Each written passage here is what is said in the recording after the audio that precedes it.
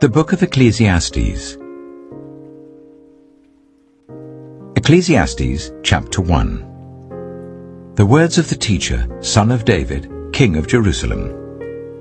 Meaningless, meaningless, says the teacher. Utterly meaningless. Everything is meaningless.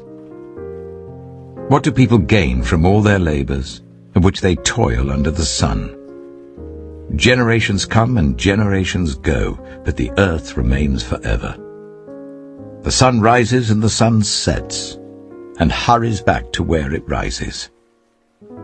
The wind blows to the south and turns to the north. Round and round it goes, ever returning on its course. All streams flow into the sea, yet the sea is never full. To the place the streams come from, there they return again. All things are wearisome, more than one can say. The eye never has enough of seeing, nor the ear its fill of hearing. What has been will be again. What has been done will be done again. There is nothing new under the sun. Is there anything of which one can say, "Look, this is something new"? It was here already long ago. It was here before our time. No one remembers the former generations, and even those yet to come will not be remembered by those who follow them. I, the teacher, was king over Israel in Jerusalem. I applied my mind to study and to explore, by wisdom, all that is done under the heavens. What a heavy burden God has laid on mankind. I have seen all the things that are done under the sun. All of them are meaningless, a chasing after the wind. What is crooked cannot be straightened, what is lacking cannot be counted. I said to myself, "Look, I have increased in wisdom more than anyone who has ruled over Jerusalem before me. I have experienced much of wisdom and knowledge."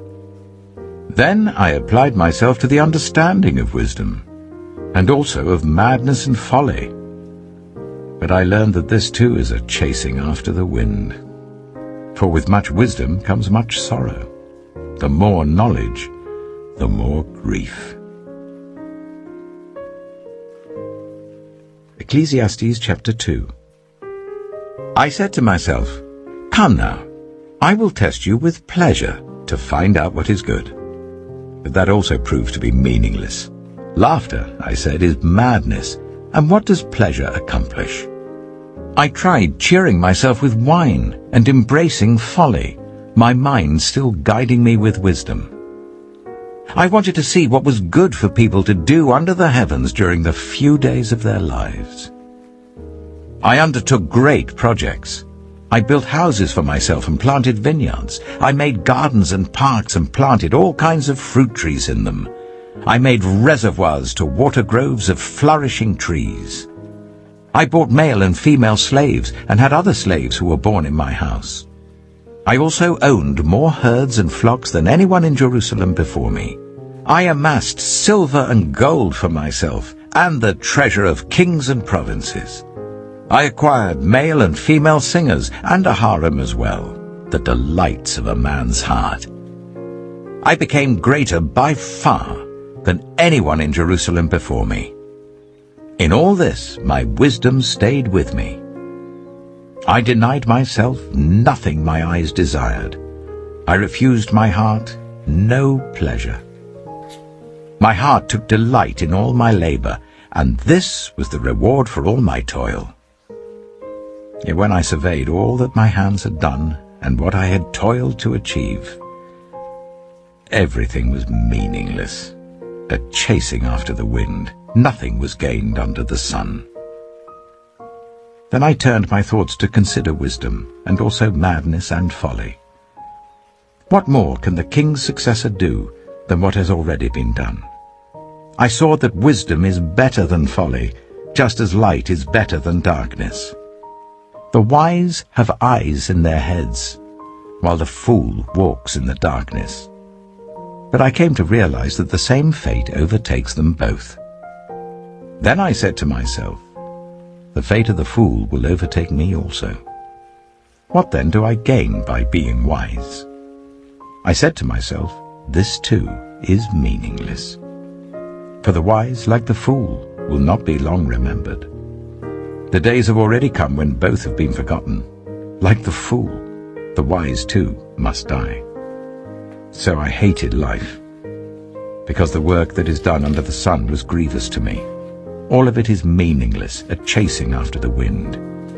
I hated all the things I had toiled for under the sun, because I must leave them to the one who comes after me. And who knows whether that person will be wise or foolish? Yet they will have control over all the fruit of my toil, into which I have poured my effort and skill under the sun. This too is meaningless. So my heart began to despair over all my toilsome labor under the sun. For a person may labor with wisdom, knowledge, and skill, and then they must leave all they own to another who has not toiled for it. This too is meaningless and a great misfortune. What do people get for all the toil and anxious striving with which they labor under the sun? All their days their work is grief and pain. Even at night their minds do not rest. This too is meaningless. A person can do nothing better than to eat and drink and find satisfaction in their own toil. This too I see is from the hand of God, for without him who can eat or find enjoyment? To the person who pleases him, God gives wisdom, knowledge, and happiness, but to the sinner, he gives the task of gathering and storing up wealth to hand it over to the one who pleases God. This too is meaningless, a chasing after the wind. Ecclesiastes chapter 3. There is a time for everything, and a season for every activity under the heavens. A time to be born and a time to die. A time to plant and a time to uproot. A time to kill and a time to heal. A time to tear down and a time to build. A time to weep and a time to laugh. A time to mourn and a time to dance. A time to scatter stones and a time to gather them. A time to embrace and a time to refrain from embracing. A time to search and a time to give up. A time to keep and a time to throw away. A time to tear and a time to mend. A time to be silent and a time to speak. A time to love and a time to hate. A time for war and a time for peace. What do workers gain from their toil? I have seen the burden God has laid on the human race. He has made everything beautiful in its time. He has also set eternity in the human heart, yet no one can fathom what God has done from beginning to end. I know that there is nothing better for people than to be happy and to do good while they live, that each of them may eat and drink and find satisfaction in all their toil. This is the gift of God. I know that everything God does will endure forever. Nothing can be added to it and nothing taken from it. God does it so that people will fear him. Whatever is has already been, and whatever will be has been before, and God will call the past to account. And I saw something else under the sun. In the place of judgment, wickedness was there. In the place of justice, wickedness was there. I said to myself, God will bring into judgment both the righteous and the wicked, for there will be a time for every activity, a time to judge every deed. I also said to myself, as for humans, God tests them, so that they may see that they are like the animals. Surely the fate of human beings is like that of the animals. The same fate awaits them both. As one dies, so dies the other. All have the same breath. Humans have no advantage over animals. Everything is meaningless. All go to the same place. All come from dust, and to dust all return. Who knows if the human spirit rises upward, and if the spirit of the animal goes down into the earth? So I saw that there is nothing better for a person than to enjoy their work, because that is their lot. For who can bring them to see what will happen after them? Ecclesiastes chapter 4. Again I looked, and saw all the oppression that was taking place under the sun. I saw the tears of the oppressed, and they have no comforter. Power was on the side of their oppressors, and they have no comforter. And I declared that the dead, who had already died, are happier than the living who are still alive. But better than both is the one who has never been born, who has not seen the evil that is done under the sun. And I saw that all toil and achievement spring from one person's envy of another. This too is meaningless, a chasing after the wind. Fools fold their hands and ruin themselves. Better one handful with tranquility than two handfuls with toil and chasing after the wind. Again I saw something meaningless under the sun. There was a man all alone. He had neither son nor brother. There was no end to his toil, yet his eyes were not content with his wealth. For whom am I toiling, he asked, and why am I depriving myself of enjoyment?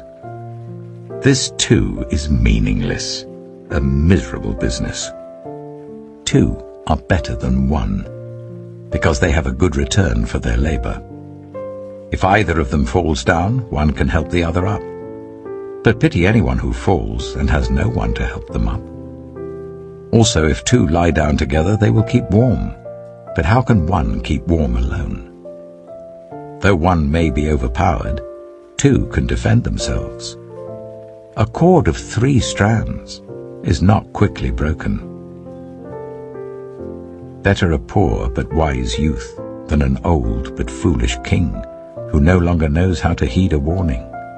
The youth may have come from prison to the kingship, or he may have been born in poverty within his kingdom. I saw that all who lived and walked under the sun followed the youth, the king's successor. There was no end to all the people who were before them, but those who came later were not pleased with the successor. This too is meaningless, a chasing after the wind. Ecclesiastes chapter 5. Guard your steps when you go to the house of God. Go near to listen, rather than to offer the sacrifice of fools, who do not know that they do wrong. Do not be quick with your mouth. Do not be hasty in your heart to utter anything before God. God is in heaven, and you are on earth, so let your words be few. A dream comes when there are many cares, and many words mark the speech of a fool. When you make a vow to God, do not delay to fulfill it. He has no pleasure in fools. Fulfill your vow. It is better not to make a vow than to make one and not fulfill it. Do not let your mouth lead you into sin, and do not protest to the temple messenger, "My vow was a mistake." Why should God be angry at what you say and destroy the work of your hands? Much dreaming and many words are meaningless. Therefore, fear God. If you see the poor oppressed in a district and justice and rights denied, do not be surprised at such things, for one official is eyed by a higher one, and over them both are others higher still. The increase from the land is taken by all. The king himself profits from the fields. Whoever loves money never has enough. Whoever loves wealth is never satisfied with their income. This too is meaningless. As goods increase, so do those who consume them. And what benefit are they to the owners, except to feast their eyes on them? The sleep of a laborer is sweet, whether they eat little or much. But as for the rich, their abundance permits them no sleep. I have seen a grievous evil under the sun. Wealth hoarded to the harm of its owners, or wealth lost through some misfortune, so that when they have children there is nothing left for them to inherit. Everyone comes naked from their mother's womb, and as everyone comes, so they depart. They take nothing from their toil that they can carry in their hands. This too is a grievous evil. As everyone comes, so they depart. And what do they gain, since they toil for the wind? All their days they eat in darkness with great frustration, affliction, and anger. This is what I have observed to be good, that it is appropriate for a person to eat, to drink, and to find satisfaction in their toilsome labor under the sun during the few days of life God has given them, for this is their lot. Moreover, when God gives someone wealth and possessions and the ability to enjoy them, to accept their lot and be happy in their toil, this is a gift of God. They seldom reflect on the days of their life because God keeps them occupied with gladness of heart. Ecclesiastes chapter 6. I have seen another evil under the sun, and it weighs heavily on mankind.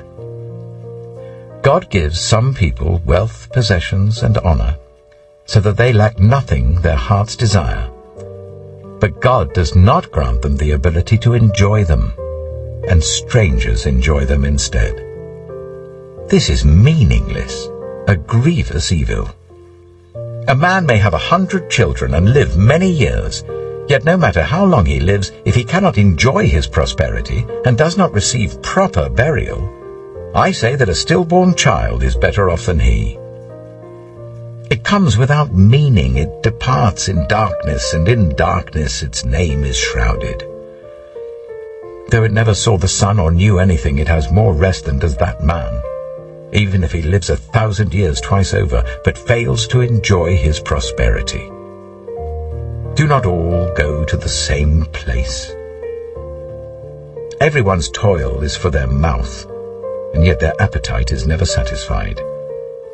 What advantage have the wise over fools? What do the poor gain by knowing how to conduct themselves before others? Better what the eye sees than the roving of the appetite. This too is meaningless, a chasing after the wind. Whatever exists has already been named, and what humanity is has been known. No one can contend with someone who is stronger. The more the words, the less the meaning, and how does that profit anyone? For who knows what is good for a person in life during the few and meaningless days they pass through like a shadow? Who can tell them what will happen under the sun after they are gone? Ecclesiastes chapter 7.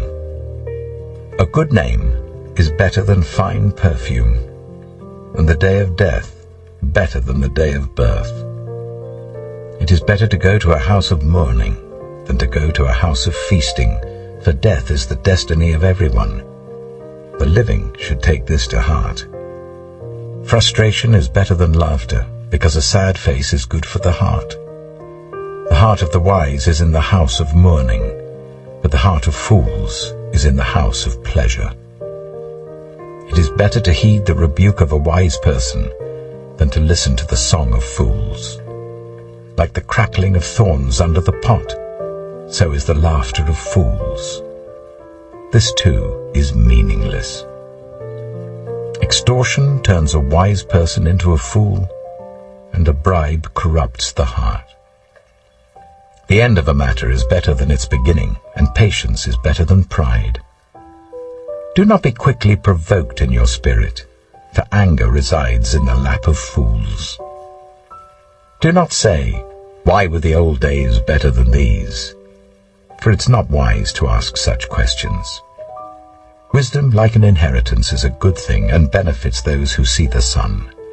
Wisdom is a shelter, as money is a shelter, but the advantage of knowledge is this: wisdom preserves those who have it. Consider what God has done. Who can straighten what he has made crooked? When times are good, be happy. But when times are bad, consider this: God has made the one as well as the other. Therefore no one can discover anything about their future.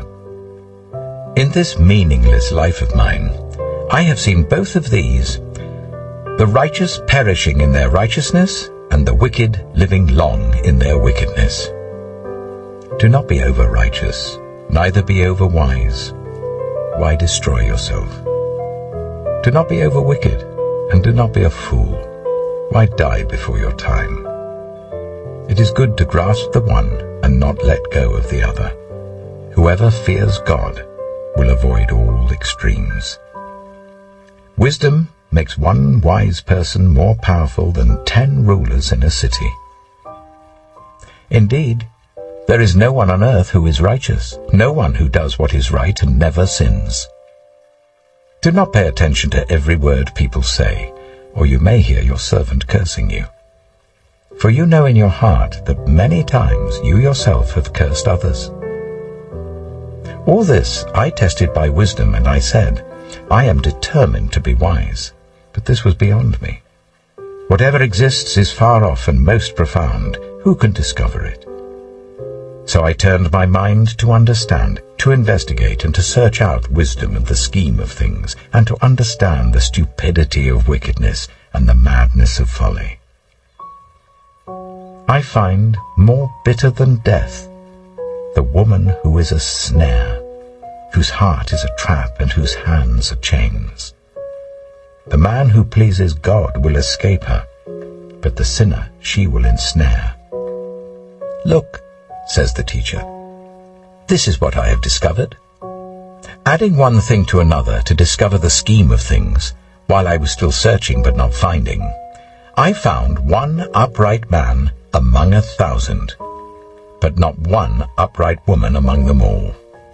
This only have I found. God created mankind upright, but they have gone in search of many schemes.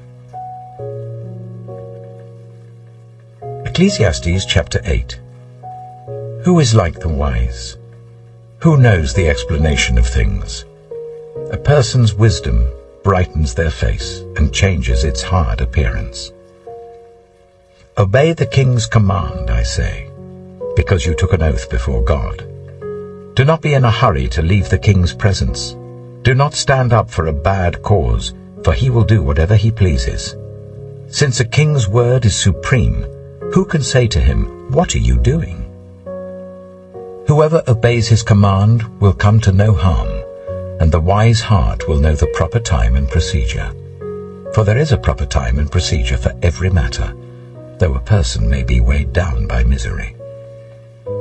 Since no one knows the future, who can tell someone else what is to come? As no one has power over the wind to contain it, so no one has power over the time of their death. As no one is discharged in time of war, so wickedness will not release those who practice it. All this I saw as I applied my mind to everything done under the sun. There is a time when a man lords it over others to his own hurt. Then too I saw the wicked buried, those who used to come and go from the holy place and receive praise in the city where they did this. This too is meaningless. When the sentence for a crime is not quickly carried out, people's hearts are filled with schemes to do wrong. Although a wicked person who commits 100 crimes may live a long time, I know that it will go better with those who fear God, who are reverent before him. Yet because the wicked do not fear God, it will not go well with them, and their days will not lengthen like a shadow. There is something else meaningless that occurs on earth. The righteous who get what the wicked deserve, and the wicked who get what the righteous deserve. This too, I say, is meaningless. So I commend the enjoyment of life, because there's nothing better for a person under the sun than to eat and drink and be glad. Then joy will accompany them in their toil all the days of the life God has given them under the sun. When I applied my mind to know wisdom, and to observe the labor that is done on earth, people getting no sleep day or night, then I saw all that God has done. No one can comprehend what goes on under the sun. Despite all their efforts to search it out, no one can discover its meaning. Even if the wise claim they know, they cannot really comprehend it. Ecclesiastes chapter 9. So I reflected on all this, and concluded that the righteous and the wise and what they do are in God's hands. But no one knows whether love or hate awaits them. All share a common destiny, the righteous and the wicked, the good and the bad, the clean and the unclean, those who offer sacrifices and those who do not. As it is with the good, so with the sinful. As it is with those who take oaths, so with those who are afraid to take them. This is the evil in everything that happens under the sun. The same destiny overtakes all. The hearts of people, moreover, are full of evil, and there is madness in their hearts while they live, and afterwards they join the dead. Anyone who is among the living has hope. Even a live dog is better off than a dead lion. For the living know that they will die, but the dead know nothing. They have no further reward, and even their name is forgotten. Their love, their hate, and their jealousy have long since vanished. Never again will they have a part in anything that happens under the sun. Go, eat your food with gladness, and drink your wine with a joyful heart, for God has already approved what you do. Always be clothed in white, and always anoint your head with oil. Enjoy life with your wife whom you love, all the days of this meaningless life that God has given you under the sun, all your meaningless days. For this is your lot in life, and in your toilsome labor under the sun. Whatever your hand finds to do it with all your might, for in the realm of the dead where you're going, there is neither working, nor planning, nor knowledge, nor wisdom. I have seen something else under the sun. The race is not to the swift, or the battle to the strong. Moreover, no one knows when their hour will come. As fish are caught in a cruel net, or birds are taken in a snare, so people are trapped by evil times that fall unexpectedly upon them. I also saw under the sun this example of wisdom that greatly impressed me. There was once a small city with only a few people in it, and a powerful king came against it, surrounded it, and built huge siege works against it. Now there lived in that city a man, poor but wise, and he saved the city by his wisdom. But nobody remembered that poor man. So I said, wisdom is better than strength. But the poor man's wisdom is despised, and his words are no longer heeded. The quiet words of the wise are more to be heeded than the shouts of a ruler of fools. Wisdom is better than weapons of war, but one sinner destroys much good. Ecclesiastes chapter 10. As dead flies give perfume a bad smell, so a little folly outweighs wisdom and honor. The heart of the wise inclines to the right, but the heart of the fool to the left. Even as fools walk along the road, they lack sense and show everyone how stupid they are. If a ruler's anger rises against you, do not leave your post. Calmness can lay great offenses to rest. There is an evil I have seen under the sun, the sort of error that arises from a ruler. Fools are put in many high positions, while the rich occupy the low ones. I have seen slaves on horseback, while princes go on foot like slaves. Whoever digs a pit may fall into it. Whoever breaks through a wall may be bitten by a snake. Whoever quarries stones may be injured by them. Whoever splits logs may be endangered by them. If the axe is dull and its edge unsharpened, more strength is needed, but skill will bring success. If a snake bites before it is charmed, the charmer receives no fee. Words from the mouth of the wise are gracious, but fools are consumed by their own lips. At the beginning their words are folly, at the end they are wicked madness, and fools multiply words. No one knows what is coming. Who can tell someone else what will happen after them? The toil of fools wearies them. They do not know the way to town.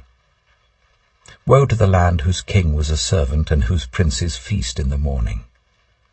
Blessed is the land whose king is of noble birth, and whose princes eat at a proper time, for strength and not for drunkenness.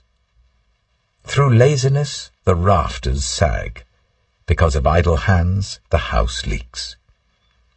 A feast is made for laughter, wine makes life merry, and money is the answer for everything. Do not revile the king even in your thoughts, or curse the rich in your bedroom, because a bird in the sky may carry your words, and a bird on the wing may report what you say. Ecclesiastes chapter 11. Ship your grain across the sea. After many days you may receive a return. Invest in 7 ventures, yes, in 8. You do not know what disaster may come upon the land. If clouds are full of water, they pour rain on the earth. Whether a tree falls to the south or to the north, in the place where it falls, there it will lie. Whoever watches the wind will not plant. Whoever looks at the clouds will not reap. As you do not know the path of the wind or how the body is formed in a mother's womb, so you cannot understand the work of God, the maker of all things. Sow your seed in the morning, and at evening let your hands not be idle. For you do not know which will succeed, whether this or that, or whether both will do equally well. Light is sweet, and it pleases the eyes to see the sun. However many years anyone may live, let them enjoy them all. But let them remember the days of darkness, for there will be many. Everything to come is meaningless. You who are young, be happy while you are young, and let your heart give you joy in the days of your youth. Follow the ways of your heart, and whatever your eyes see. But know that for all these things God will bring you into judgment. So then, banish anxiety from your heart, and cast off the troubles of your body, for youth and vigor are meaningless. Ecclesiastes chapter 12. Remember your Creator in the days of your youth, before the days of trouble come, and the years approach when you will say, I find no pleasure in them. Before the sun and the light and the moon and the stars grow dark, and the clouds return after the rain, when the keepers of the house tremble and the strong men stoop, when the grinders cease because they are few, and those looking through the windows grow dim, when the doors to the street are closed, and the sound of grinding fades, when people rise up at the sound of birds, but all their songs grow faint, when people are afraid of heights and of dangers in the streets, when the almond tree blossoms and the grasshopper drags itself along, and desire no longer is stirred. Then people go to their eternal home, and mourners go about the streets. Remember him, before the silver cord is severed, and the golden bowl is broken, before the pitcher is shattered at the spring, and the wheel broken at the well, and the dust returns to the ground it came from, and the spirit returns to God who gave it. Meaningless, meaningless, says the teacher. Everything is meaningless.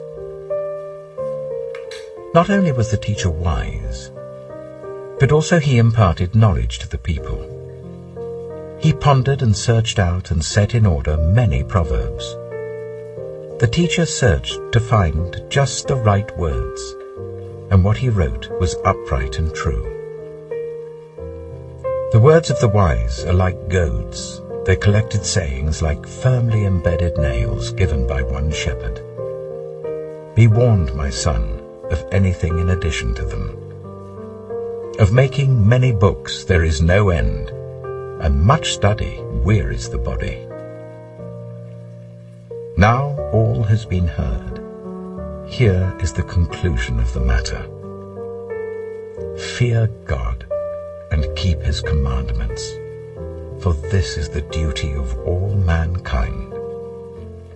For God will bring every deed into judgment, including every hidden thing, whether it is good or evil.